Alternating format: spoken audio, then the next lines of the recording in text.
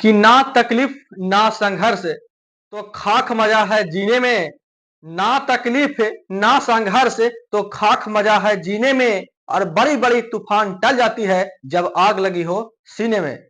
तो नमस्कार दोस्तों, मैं आपका भाई कुमार आदर्श आप सभी लोगों के सामने मैं आया हूं एक बहुत ही अच्छे वीडियो, बहुत ही इंफॉर्मेटिव वीडियो लेकर कि how to score 400 plus marks in your upcoming board exam 2025।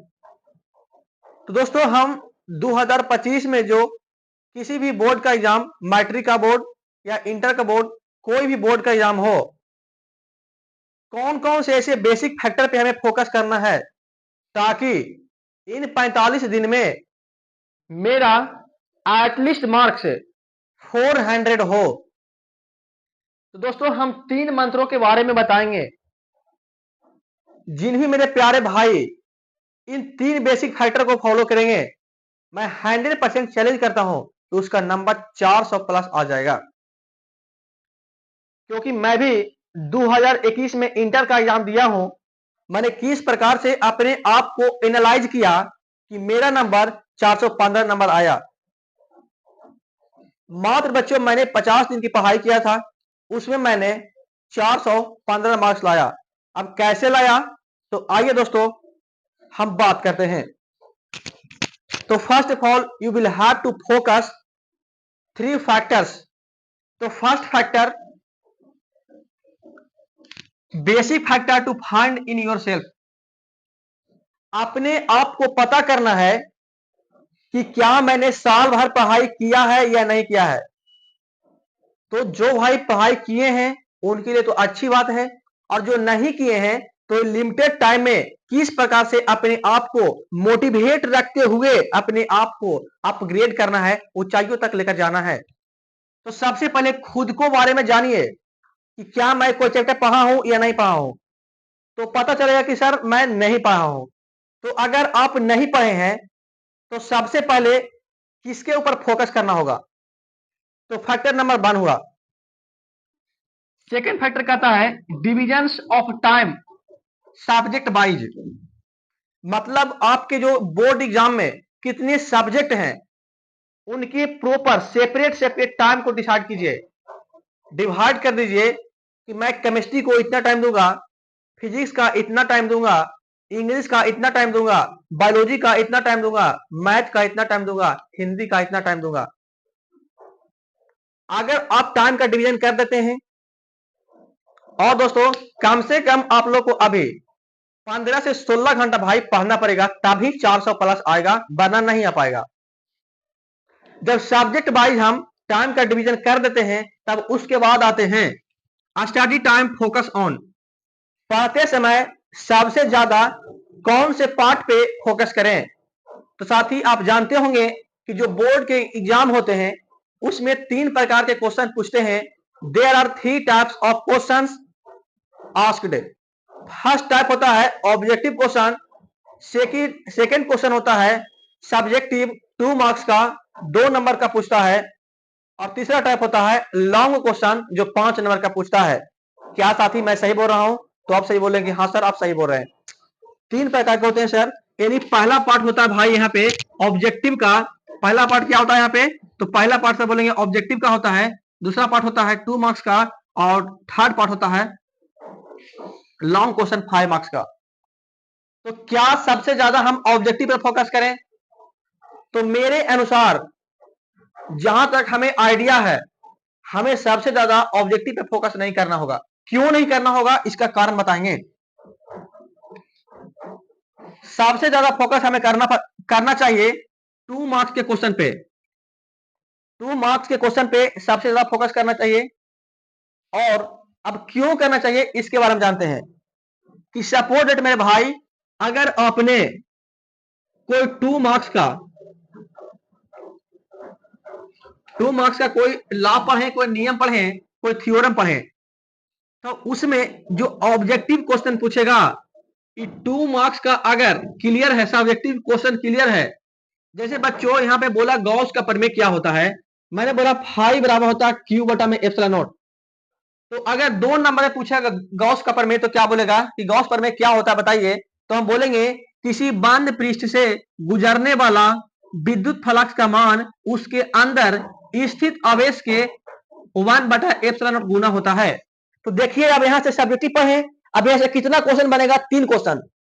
Question पूछेगा कि गॉस प्रमेय के लिए सतह कैसी होनी चाहिए। तो ऑप्शन नंबर ए में देगा बंद, बी में देगा खुला, सी में देगा कुछ किसी और प्रकार से, मतलब कि सरफेस कैसा होना चाहिए, बंद। तो ऑप्शन नंबर ए में था सरफेस बंद होना चाहिए। तो पहला ऑब्जेक्टिव क्लियर हुआ कि नहीं। ओके। फिर बोलता है कि गॉस प्रमेय के अनुसार जो फ्लक्स होता है आवेश के समानुपाती होता है कि नहीं, क्योंकि फाई समानुपाती क्यू होगा। तो बोलेगा क्वेश्चन में कि जो गॉस का प्रमेय के अनुसार आवेश समानुपाती होता है, विद्युत का समानुपाती होता है, स्क्वायर के समानुपाती होता है। तो क्या दिखाई दे रहा है, समानुपाती। दूसरा क्वेश्चन बना कि नहीं बना। फिर क्वेश्चन बोलेगा कि जो फ्लक्स होते हैं 1/ε0, ये जो ε0 होते हैं उसके समानुपाती में होते हैं या फिर विद्युत समानुपाती में होते हैं, डायरेक्टली प्रोपोर्शनल होता है या रेसिप्रोकल होता है। तो भाई मैंने 2 मार्क्स क्वेश्चन पे फोकस किया, लेकिन हमसे ऑब्जेक्टिव क्वेश्चन भी बढ़ रहे हैं। यानी इसका मतलब है कि हमें 2 मार्क्स के जितने भी क्वेश्चन होते हैं उसके ऊपर फोकस करने की बहुत ही जरूरत है।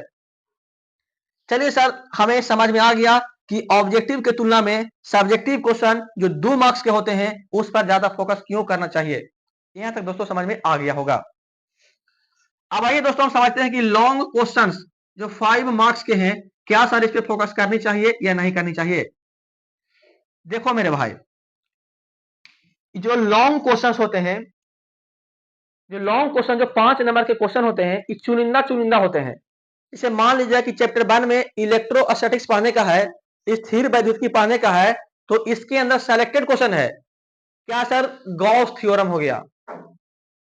एक डायपोल के कारण एक्सियल पॉइंट पे इलेक्ट्रिक फील्ड निकालने के लिए बोलता है, इक्वेटोरियल पॉइंट पे निकालने के लिए बोलता है।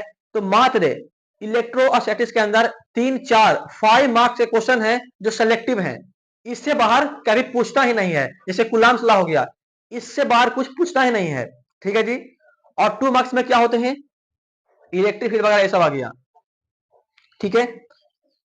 और दोस्तों कौन से चैप्टर से कहां पे पूछता है, कितना पूछता है, उसके बारे में हम अगला वीडियो बनाएंगे। तो सबसे पहले बच्चों सबसे ज्यादा फोकस आपको करना पड़ेगा 2 मार्क्स के क्वेश्चन पे। क्यों सर, क्योंकि अगर 2 मार्क्स का कंसेप्ट अगर क्लियर हो जाएगा तो 2 मार्क्स की मदद से ही जो लॉन्ग क्वेश्चन होते हैं, 5 मार्क्स के जो क्वेश्चन होते हैं, उसमें आपको बहुत सुविधा मिलेगा। जब तक आप 2 मार्क्स के बारे में नहीं जानिएगा तो 5 मार्क्स पे आप नहीं पहुंच पाइएगा। यानी पता चला सर कि सबसे ज्यादा 2 मार्क्स पे, उसके बाद किस पे आएंगे, लॉन्ग क्वेश्चन पे। ठीक है सर, आपने 3 फैक्टर को समझाया, समझ में आ गया। अब जो 5 मार्क्स के क्वेश्चन, देखो मेरे भाई हमारे चैनल पे अभी हम चला रहे हैं 5 मार्क्स का सीरीज। मतलब एक दिन में 2 चैप्टर का इंपॉर्टेंट जो 5 मार्क्स के जो क्वेश्चंस पूछे जाते हैं उसका सीरीज चला रहे हैं। जब ए पार्ट खत्म हो जाएगा तो उसके बाद हम सब्जेक्टिव का चलाएंगे। ठीक है भाई। तो इसी प्रकार से हम चलाते रहेंगे ताकि आपका बोर्ड एग्जाम बेहतर हो, सटीक हो, अच्छा हो। और जो 5 मार्क्स के जो क्वेश्चन, जितने भी क्वेश्चन हैं, मान लीजिए भाई कि यहाँ पे गॉस एप्लीकेशंस हैं, उसके इंपॉर्टेंट डेरिवेशंस, जैसे किरचॉफ लॉ हो गया, व्हीटस्टोन ब्रिज हो गया।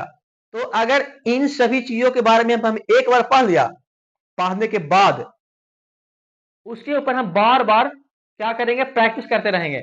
ज्यादा दिन नहीं करना है, मात्र 45 दिन। टाइम को डिवाइड कीजिए कि हमको 15 दिन में, 15 दिन नहीं, 15 दिन में पूरे फिजिक्स, पूरे केमिस्ट्री और बायोलॉजी को खत्म कर देना है। उसके बाद जो मैथ बचा, हिंदी बचा, इंग्लिश बचा, इसी प्रकार से लगातार मेहनत करते रहना है, खत्म करना है। आप अपनी सुविधा के अनुसार कर लीजिए। अगर भाई कोई भाई है जो रूम लेकर पढ़ते होंगे तो उनका खाना भी बनाना है, खाना भी होगा, नहाना भी होगा। तो अपने अपने सबके फैक्टर्स होते हैं कि किस प्रकार से अपने टाइम को मैनेज करें, हैंडल करें। ठीक है दोस्तों। यस सर जी। तो सबसे पहले फोकस तय करना है सब्जेक्टिव क्वेश्चन जो 2 मार्क्स के हैं। उसके बाद जो 5 मार्क्स के क्वेश्चन है उस पर फोकस करना है। यानी कि दोनों भाई ये जो कंसेप्ट है, हिंदी के लिए यही कंसेप्ट लगेगा, फिजिक्स के लिए यही लगेगा, केमिस्ट्री के लिए यही लगेगा, बायोलॉजी के लिए यही लगेगा, मैथ के लिए यही लगेगा। तो क्या साथियों, ये वीडियो कैसा लगा तो एक बार कमेंट करके आप सभी जरूर बताइएगा।